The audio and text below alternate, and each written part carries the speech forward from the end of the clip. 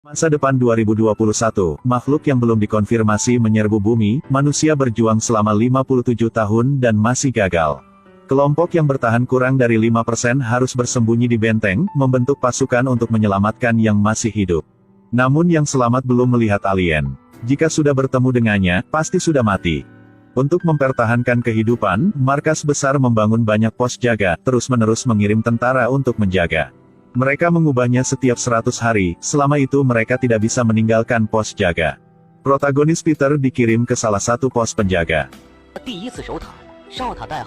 Markas mengirim tentara 100 rokok, cukup bagi Peter untuk merokok, selain rokok makanan juga penuh.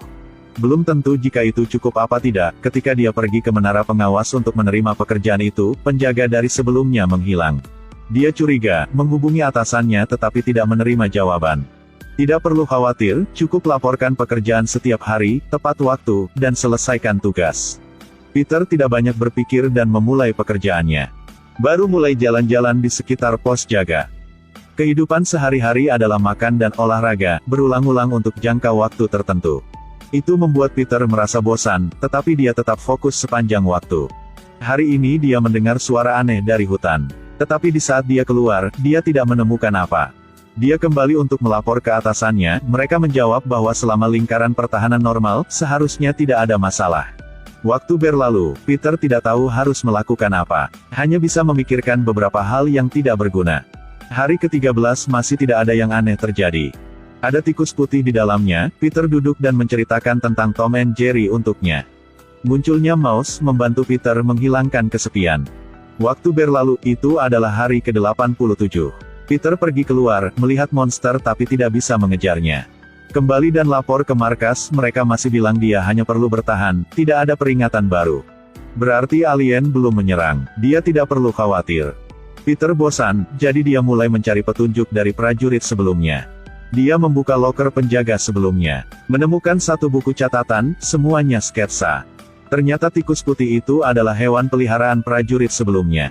Pada saat yang sama menemukan lokasi pos jaga terdekat dengannya. Peter kesepian untuk waktu yang lama, jadi dia berencana mencari tentara di sana untuk diajak bicara. Tetapi ketika dia keluar dari areanya, perangkat kejutan listrik di kakinya diaktifkan.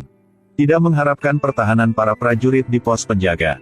Markas besar tidak biarkan tentara meninggalkan area kerja. Ini membuat Peter sangat tidak nyaman tetapi harus kembali. Tiba-tiba ada pemadaman listrik, dia berbalik dan melihat monster itu. Peter takut dan buru-buru keluar dengan pistol. Tetapi ketika dia menembak peluru sekaligus, tidak dapat melihat monster itu lagi.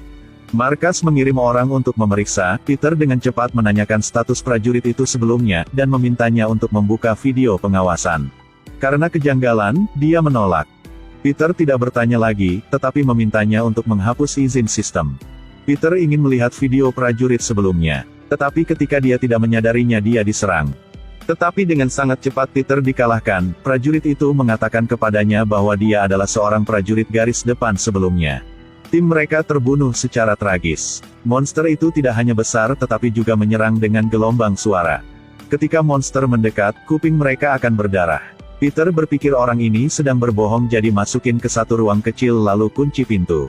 Peter mulai nonton video menemukan para prajurit sebelumnya karena terlalu kesepian, jadi suasana hati prajurit itu tidak stabil. Peter merasa bahwa orang sebelumnya tidak bertemu monster, mengklaim bahwa mereka tidak ada.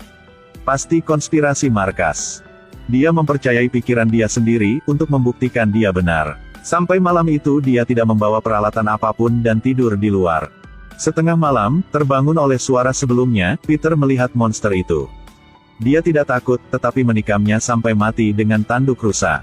Di belakang leher monster itu, dia menemukan tato identifikasi prajurit, dan Peter menyadari bahwa monster ini adalah prajurit yang sudah gila sebelumnya.